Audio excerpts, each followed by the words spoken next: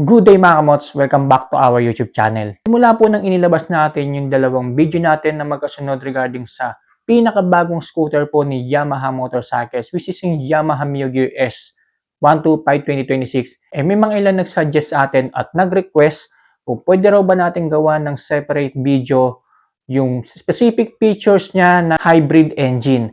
Kaya naman sa video na ito mga kamots, pag-uusapan natin kung ano nga ba yung hybrid engine na yan at ano nga bang ibig sabihin ng hybrid engine. Paano nga ba ito gumagana at ano ang papel nito sa kasalukuyan natin panahon and in the future. At i-share ko na rin sa inyo mga kamo sa video na ito kung alin-alin yung mga motor na kasalukuyang meron dito sa Pilipinas na merong features na hybrid engine. Kaya naman huwag na natin patagalin pa yan, simulan na natin.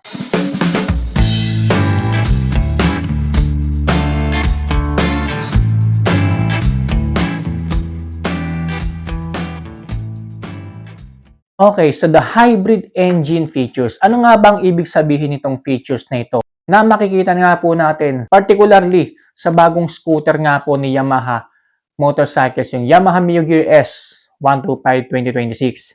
So ito pong hybrid engine mga kamots, ito po ay nagsimula ng taong year 2018 mula po kay Honda. Na nilabas nila mga kamots yung Honda PCX na nasundan po ito way back year 2024. Na nilabas naman mga kamots ni Kawasaki yung pinakabagong Kawasaki Ninja po nila na hybrid engine din po.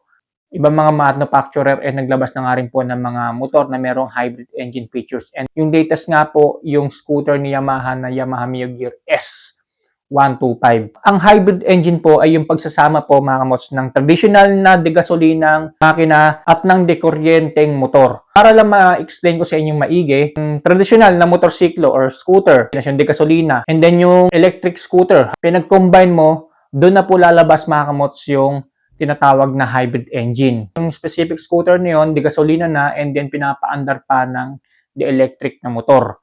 Kaya po siya tinawag na hybrid engine. Paano nga po ba gumagana itong hybrid engine na ito sa isang motor? Meron tayong apat na kategoryeng pag-uusapan mga kamots. Ito yung low speed, paano siya gumagana sa low speed, paano siya gumagana sa cruising or yung kapag umaandar ka na, and then paano siya gumagana kapag ka mag-overtake ka na, hanggang sa paano siya gumagana kapag hihinto ka na. Ayan, so apat po yung pag-uusapan natin. And then unahin na nga po natin mga kamots yung paano siya gumagana at low speed. So, halimbawa mga kamots, magte-take off ka pa lang gamit yung motor mo na mayroong hybrid engine features. Ayan, so yung una po magpapaandar doon mga kamots ay yung electric. Kukuha po siya ng energy mula po doon sa baterya and then yung po yung magpapaandar or magpapa-take off doon sa motor na yun. 1 to 3 seconds, yun yung magpapaandar sa motor, yung electric. Yung enerhiya noon para mapaandar yung motor ay manggagaling po sa baterya mismo ng motor. Doon po gumagana yung hybrid engine at sa low speed. Paano naman gumagana kapag ka-cruising or yung umaandar ka na? So, kapag ka tumatakbo na po tayo, unti-unti pong nagsiswitch yung system from electric going to gasoline system. So, ibig sabihin, after natin mag-take off, unti-unti na pong gagana mga kamots yung degasolinang sistema ng motor natin. Si gasoline system naman po yung mag-activate para doon sa patuloy na pag-andar ng motor. So, yung degasolina na po yung gagana.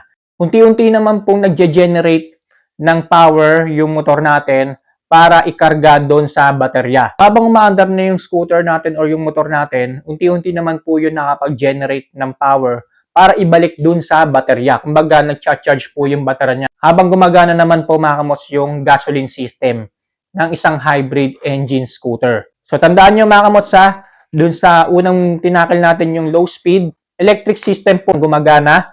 And then kapag cruising na or kapag nakapag-take off na tayo, umaandar na tayo, umaandar na yung motor natin, unti-unti na po yung nagsiswitch into gasoline system. Diyan po gumagana yung hybrid engine. Kaya kung mapapansin nyo mga kamots, sa take off pa lang ng isang motor na merong hybrid engine features, talagang maarangkada na. Kasi po dahil po yan sa tulong ng electric system. Kung mapapansin nyo yung Yamaha Mio Gear S mga kamots, mataas yung Newton meter of torque niya.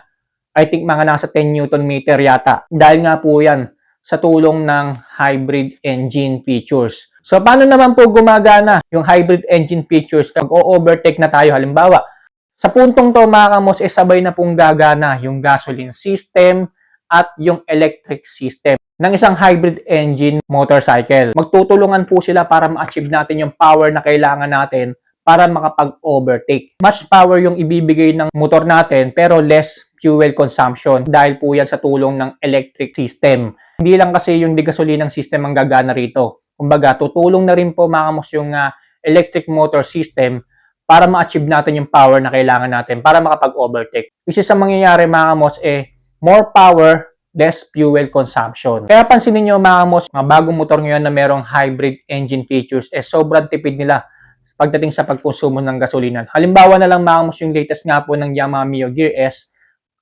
dahil po sa tulong ng hybrid engine features, kaya po nitong tumakbo up to 62 kilometers per liter. Paano nga ba gumagana ang hybrid engine features kapag sa braking na or pepreno, hihinto na tayo habang bumabagal po yung pagtakbo natin gamit yung motor na mayroong hybrid engine features hanggang sa paghinto, nakapag-generate po ito ng power at yung power na yun na na-generate ay napupunta or binabalik mismo sa baterya. Similar lang to sa naunang in-explain natin kanina, yung sa cruising habang nagsuswitch yung sistema ng motor natin from electric motor system going to gasoline system.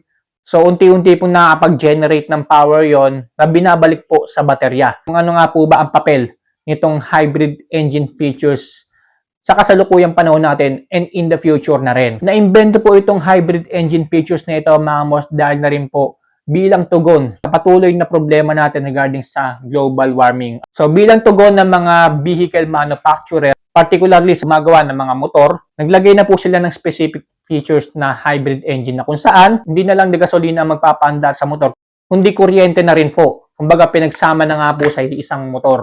At yan na nga po yung pinakabagong Yamaha Mio Gear S 2026 na pinapagana po ng dalawang system, gasoline system at yung electric motor system. Kaya po siya tinawag na hybrid engine. So, pangalawang papel nito mga mods, nitong hybrid engine features sa kasalukuyang panahon natin and in the future, alam naman natin mga mods na hindi pa rin natatapos ang crisis sa oil.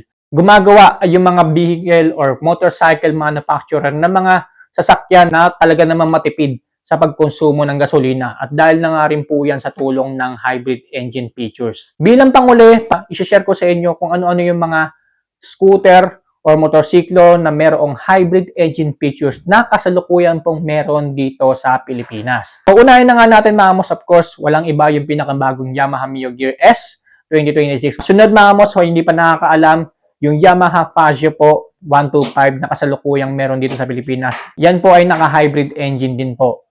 Next naman, mula kay Bristol, ito po yung ATR 160. Ayan, so naka-hybrid engine din po yan.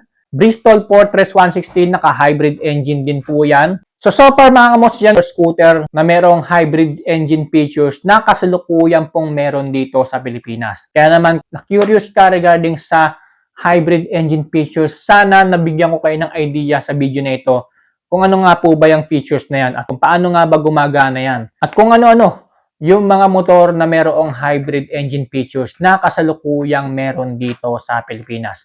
Maraming salamat po sa mga nag-suggest at nag-request regarding sa topic natin ngayon for today's video. And maraming salamat din po sa inyong panonood. Stay safe, ride safe always.